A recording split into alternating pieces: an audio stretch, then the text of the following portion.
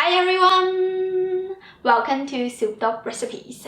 Today we are making sweet and sour pork, also known as Gu Lao Rou in Cantonese.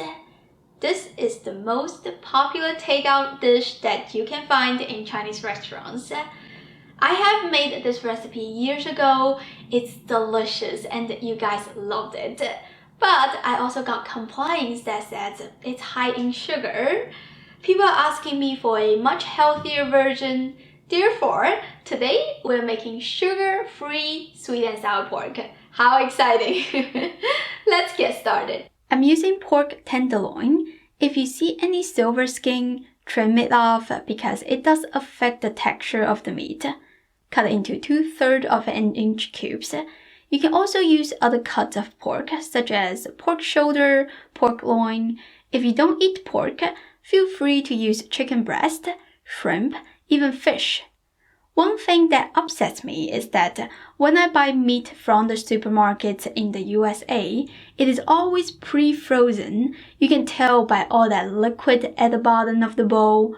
What I will do is to use a paper towel to soak that up, otherwise it will dilute the seasonings. Marinated with 2 cloves of garlic that I finely minced, 1 teaspoon of ginger, finely minced as well, 1 tablespoon of soy sauce, half teaspoon of salt, 1.5 tablespoon of cornstarch, 1 egg white, some freshly ground black pepper to taste. Get your hands in there, mix it until everything is well combined. Cover it and let it sit for 20 minutes. In a mixing bowl, combine ½ cup of cornstarch and 1/3 cup of all-purpose flour. Keep adding 2 teaspoons of baking powder, ½ teaspoon of salt, 1 teaspoon of 5 spice powder. This is what I'm using. It adds some complexity to the mixture. I will put the Amazon link in the description. If you cannot find this ingredient, you can use curry powder or a mix of a few types of ground spices. Stir them until well combined. Here is another tip. If you want to make this recipe low in starch, you can use coconut flour or almond flour instead. I am only focusing on the sugar level today, so I will just use this flour mixture. Sprinkle a layer of flour to cover the bottom of the bowl. Add the pork piece by piece. Don't crowd the bowl. Sprinkle another layer of flour to cover the meat, then shake the bowl. This is a fast way to coat the meat. Shake off the excess flour and place them on a tray. Continue working on the next batch of meat. Keep your dry hand dry and wet hand wet, so it will be less messy. Also, make sure you let them chill for 20 minutes or until the surface becomes moist, like this one. Otherwise, the dry starch will fall off during the deep frying, which will ruin the quality of the oil. While waiting, we can gather all the sauce ingredients into a small pot.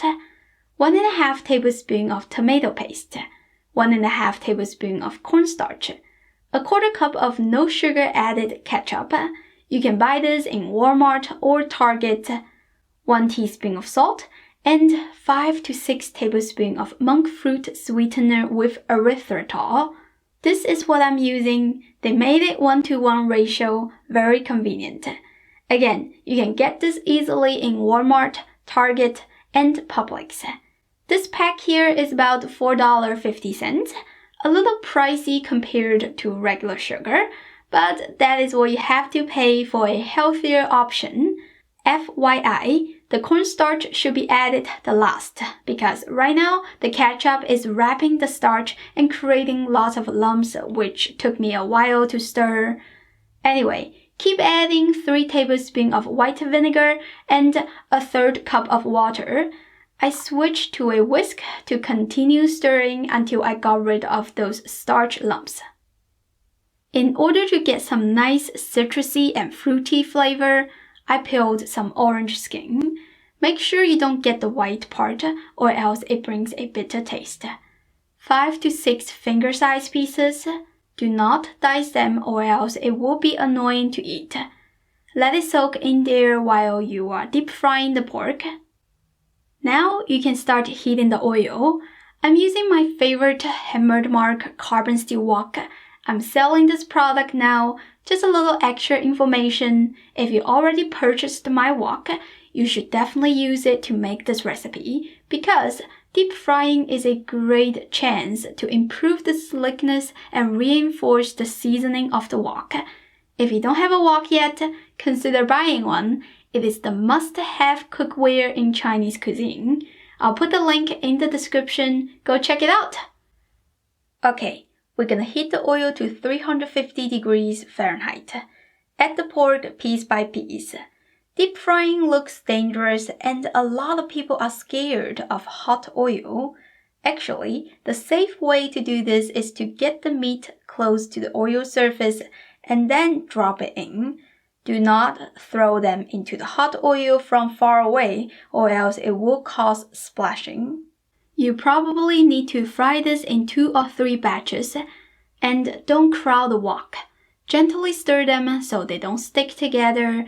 Check the temperature once or twice just to make sure you are still monitoring the heat at the right temperature. Let it fry for a couple minutes and take them out. The color hasn't turned golden brown yet. It is a light yellow. Don't worry about that because we will let this sit for 10 minutes and double fry it. This time, raise the temperature to 400 degrees Fahrenheit. Add all the pork in and we just need a minute or two to get a nice golden color. Take them out. Use paper towel to absorb the excess grease. Now we can cook the sauce. Place the sauce pot on top of low heat. We need to stir this continually for 4 to 5 minutes. Even though the monk fruit sweetener with erythritol is 1:1 ratio to replace sugar, but it doesn't create a syrupy texture. That is why I used quite a lot of cornstarch to thicken the sauce. But cornstarch will set to solid while it cools down, so you want to make this sauce right before you add it to the dish so it doesn't have the time to set. When it gets to this thick, creamy texture, the whisk can pick up some sauce like that. That is the time to turn off the heat. Set it aside for a few minutes and let's quickly finish the rest of the steps.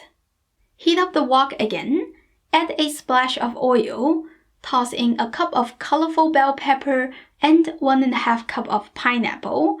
These ingredients can be eaten when they are raw, so you can just cook it however long you want. Personally, I prefer them to be fresh and crunchy, so I only stirred them for less than a couple minutes. Add the fried pork back to the wok.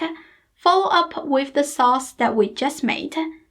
Keep mixing it until everything is coated with that glossy, sticky sauce. Give it a final taste to see if you need to adjust the flavor. Mine was perfect. Take them out and you are done. If you serve this fast, you might be able to enjoy the crunchiness.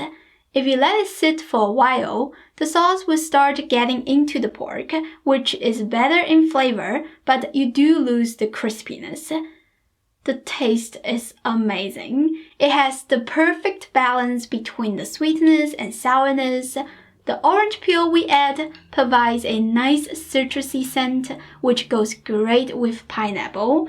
It made this dish refreshing and tropical. Most importantly, I don't feel guilty eating it because there is no sugar.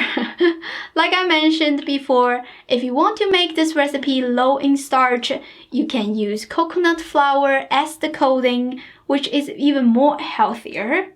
I hope you give this a try soon. If you did, leave me a comment, let me know how it goes. As always, you can click the link in the description and find the printable recipe. Don't forget to check the link for the carbon steel wok that I'm selling. It's holiday season now, so it's a great price. It will be a nice addition for your kitchen or a nice gift for someone you love. Thank you for watching and I'll see you next time. Bye!